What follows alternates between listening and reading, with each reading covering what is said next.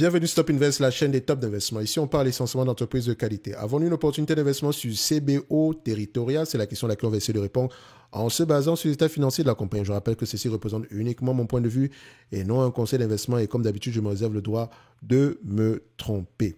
Donc, c'est une demande spéciale d'un abonné Top Premium. Je rappelle que dans le service Top Premium, vous pouvez faire des demandes d'analyse quantitative. Alors, on a déjà parlé de cette compagnie il y a plusieurs mois ici. Donc, on va aller très rapidement. C'est essentiellement une compagnie qu'on va étudier, on va évaluer par rapport au book value ici. OK? Donc, c'est un, comment on appelle ça encore? C'est un promoteur immobilier et c'est en même temps ici une rate, entre parenthèses ici. Donc, elle a également des biens immobiliers à louer ici. Donc, allez-y, regardez ici la qualité de ces biens-là, le territoire sur lequel elle opère ici. Est-ce que le marché est optimiste? Enfin, est-ce que l'environnement ici, le secteur d'activité en question a de l'avenir, d'accord? Dans sa zone d'opération. OK? Donc, pour moi, ici, comme je vais aller très rapidement, on va regarder le tangible book value, déjà l'évolution. Vous allez vérifier la constitution de ce tangible book value-là. Et le marché paye généralement combien de fois les actifs tangibles nets par action en date d'aujourd'hui? Enfin, en moyenne. Je vois ici, je trace à peu près, quand je parle de moyenne ici, moi j'aime bien la médiane ici, d'accord? Donc on va regarder sur les 20 dernières années, c'est à peu près 0,7 fois, sur les 10 dernières années, 0,6 fois, sur les 5 dernières années, 0,6 fois. Donc je prendrai à peu près 0,6 fois.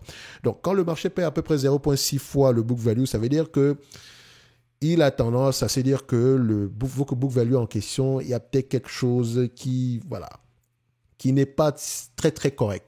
D'accord? Peut-être que les biens immobiliers en question, peut-être qu'ici on a de l'inventaire ici, des denrées périssables, des choses comme ça. Donc attention, c'est un exemple, hein, ça ne veut pas dire que ça vient de CBO directement, parce que normalement on devrait payer un book value de 1 pour 1 pour ce type d'entreprise-là. OK? Donc il faut aller vérifier pourquoi. Donc moi je ne vais pas chercher avec plus intelligent que le marché ici. Donc la première chose qui va m'intéresser, c'est déjà de payer la moyenne. D'accord?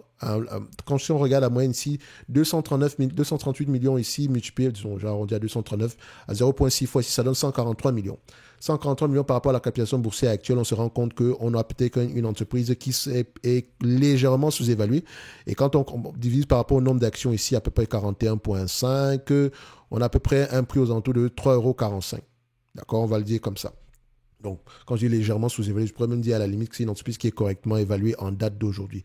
Donc, on ne surpaye pas par rapport au book value. Ça, c'est la première chose. Maintenant, est-ce que c'est une entreprise qui gagne de l'argent? Déjà, on va regarder l'historique des bénéfices nets sur cette compagnie-ci. Et quand on regarde à peu près l'historique des bénéfices nets ajustés, est-ce que les analystes ont tendance à faire de bonnes prévisions ici quand on regarde analyse scorecard? Déjà, ils ne sont pas nombreux. Il faut faire attention. Et les prévisions en question s'arrêtent même en 2018. Donc, il faut faire très attention à cette compagnie. Je ne dis pas que c'est une mauvaise entreprise. Hein. Il faut généralement payer ici la moyenne des bénéfices. OK? Et quand on regarde la moyenne, ici, on sera à peu près à 0,44 € par action. D'accord? Et si on prend 0,44 € ici par action à 10 fois les bénéfices, on est à peu près à 4,43 €, 4,30 €.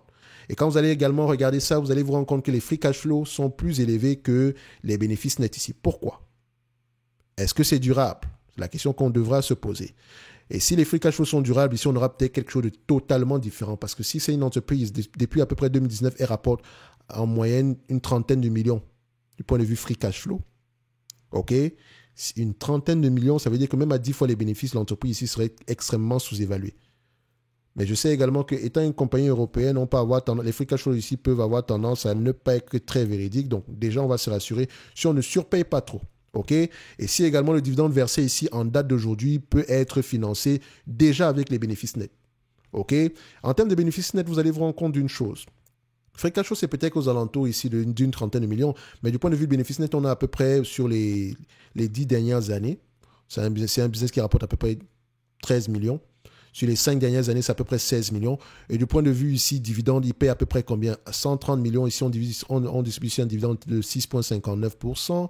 Donc, ça veut dire ici que ça représente à peu près 8 millions, 8 millions. Donc, la moitié du 15 millions ici aujourd'hui, ce qui était également une bonne chose. Si on multiplie la totalité des bénéfices nets ici, à savoir le 15 millions en moyenne ici, je prends la moyenne, hein, je sais que vous voyez 16 millions, mais bon, c'est pas plus grave que ça représente à peu près un rendement de 11%. Donc, ce qui nous permet encore de dire ici que c'est peut-être intéressant d'aller regarder cette compagnie en date d'aujourd'hui.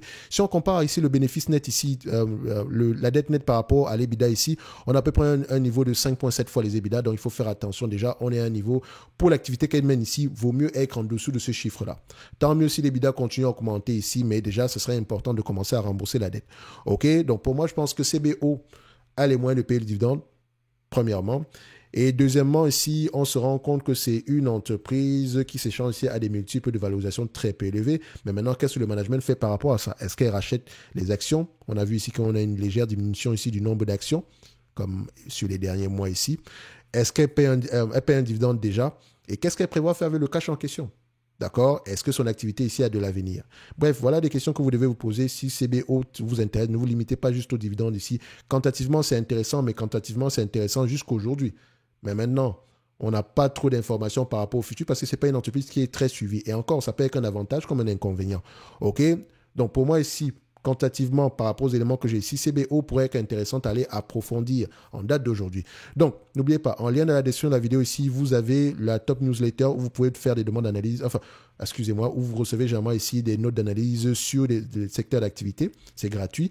Et jusqu'au 29 du mois de février, vous avez la possibilité de recevoir ici des notes d'analyse qui sont incluses ici dans le service Top Analyse. Donc, les notes d'analyse sont basées sur la lecture des rapports financiers, l'écoute des conférences call ici. Donc, essentiellement, des entreprises que je considère comme étant sous-évaluées. Donc, on lit les rapports financiers, on écoute des conférences call et on présente l'entreprise ici aujourd'hui. On ne vous promet aucun rendement si l'entreprise vous intéresse. Vous allez vous-même lire vos rapports financiers. OK? Donc, vous allez voir ici que c'est jusqu'au 29 du mois de février. Donc, après le 29 février, c'est totalement fermé. Et c'est uniquement pour le nombre de places restantes ici.